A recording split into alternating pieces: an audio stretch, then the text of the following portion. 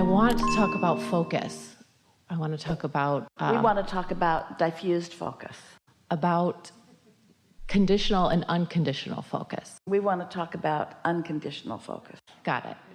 That's great. So what I was doing, and I'm so glad, what I was doing is in any moment, I was just trying to think of what's great going on. If I was washing my hands, I was thinking, oh, isn't it nice that there's, this fresh water I can use, or this nice smelling soap. So I was looking at the condition and what I could appreciate out of it. And I was getting something out of that. Sure.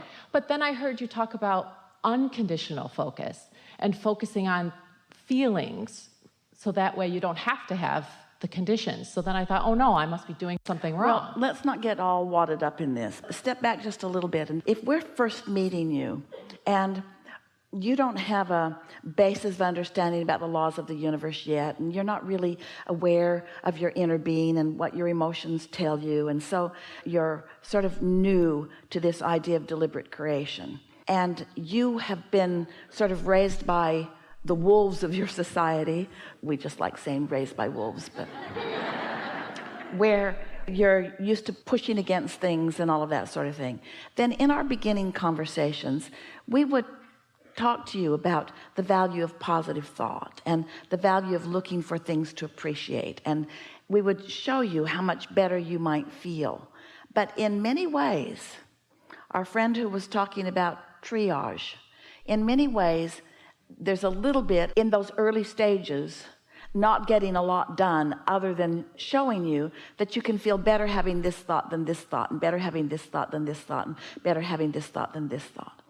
But once you accept the bigness of who you are, and once you understand that you are an extension of source energy, and once you understand that you are on the leading edge and that you are a prime participant in the creating of worlds, and once you begin to feel the bigness of all of this energy, then we want to talk about the tapping into the energy before you find the subject of attention. And when you tap into that kind of energy, you're usually not so interested in thinking about washing your hands. There are bigger thoughts, and that's what you're beginning to feel. You're starting to feel the value in the energy itself, and then letting the inspiration to the subjects at hand being inspired to you. So it's the difference between thinking a thought so that I can be in the vortex. Over time, this is the evolution of our conversation with so many of you. We said, you create your own reality, and you said, yeah. And then you said, oh good. And then you said, yikes, I create my own reality.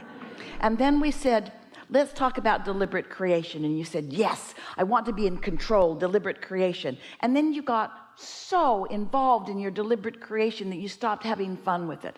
So then we said, yes, you are a deliberate creator, and the laws of the universe abound, and law of attraction is what manages it all.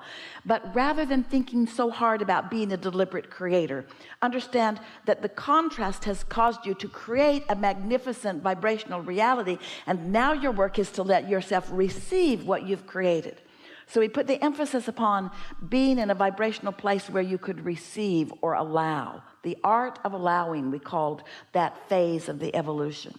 And then we began wanting to emphasize with you, because most of you didn't see it, that you're creating a vibrational world that for the most part you are holding yourself apart from.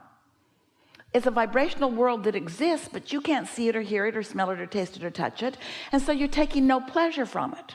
But if you could accept its existence and notice the subtle evolution of it, then you could enjoy the evolution of your creations, just like the farmer takes pleasure in knowing the seed in the ground is germinating and gestating and is in the process of becoming, and doesn't need to see the stalk of corn or the ear of corn before he takes pleasure in the field that he has planted. So you're coming along with us. In other words, you're understanding more of these things, and not hard to understand things. And then we began saying to you that there's this magnificent creation that you have created, and that in fact is you, because you are the creator, creating the creation, which is you. And we began saying things like, but you got to get in the vortex. You got to be a vibrational match to what you want in order for it to manifest in a way that you can feel satisfaction.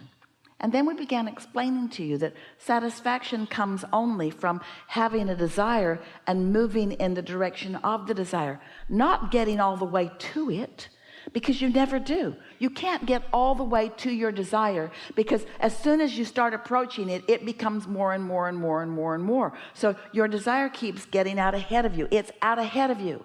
It's out ahead of you. It will always be vibrationally out ahead of you. So then we began talking about getting into the vortex, and this is when you began to really start to understand. When we began explaining to you that what's in your vibrational reality is speaking to you. It has already become the thing that you ask it to be, and it will tell you where it is and how to find it if you are paying attention. In other words, it's the consciousness of your inner being. It's the consciousness of what you want to call God. It's the consciousness of the becoming that you've set into motion.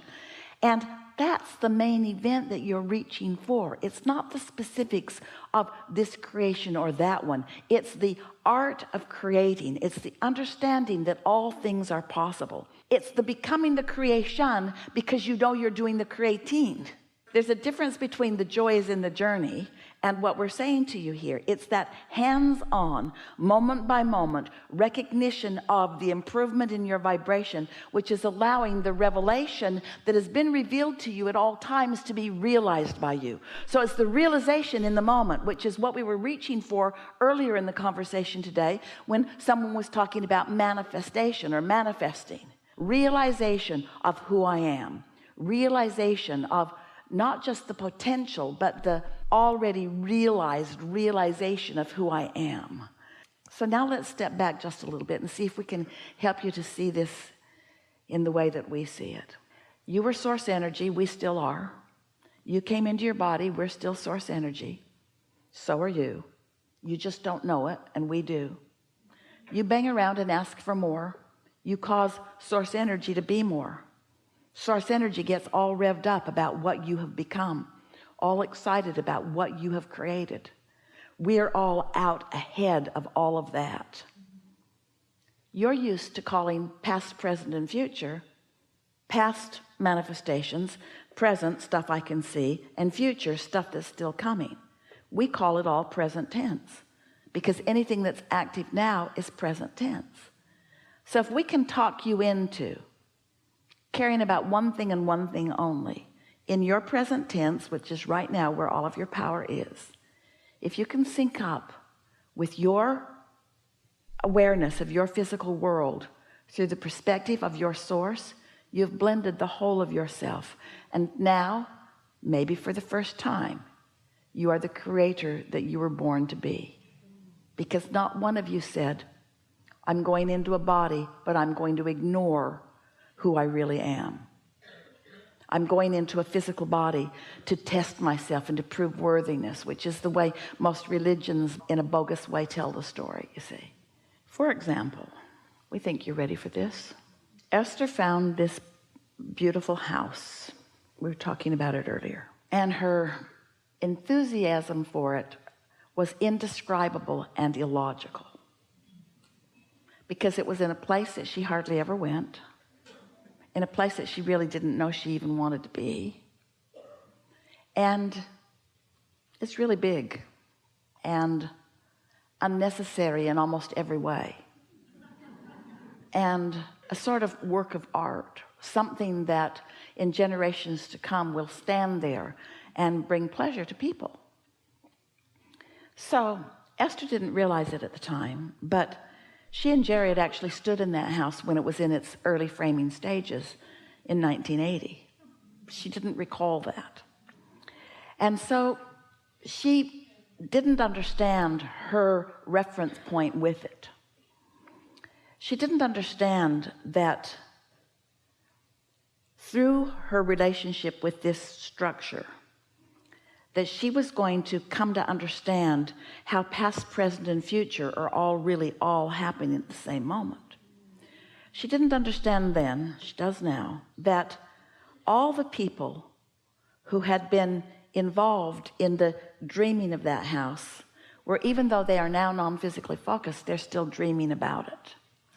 And even more important, she didn't understand that all the people in all of the generations yet to come are calling it through her too.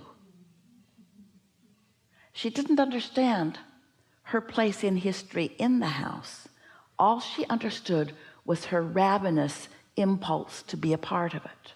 But she couldn't possibly see the big picture of it. You see what we're getting at? She didn't know it would breathe life into her. So what we're getting at here, and we know we're out there, and we also know you're with us. The things that you think you're dreaming about creating, you are, and they matter.